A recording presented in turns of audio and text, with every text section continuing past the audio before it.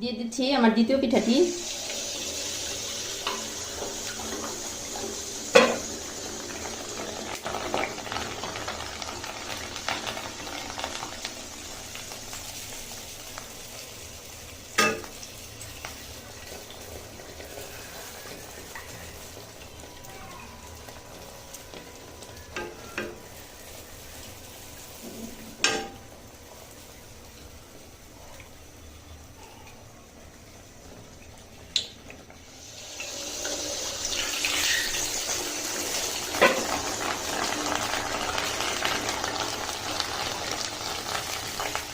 এখন আমি আপনাদের একটা পিঠা ছিঁড়ে দেখাচ্ছি।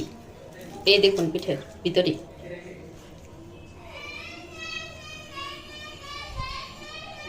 আপনাদের যদি এই পিঠার রেসিপিটি ভালো লাগে তাহলে একটা লাইক দিয়ে দিন, একটা কমেন্ট করেন আর ফ্যামিলি এবং বন্ধুদের সাথে শেয়ার করেন।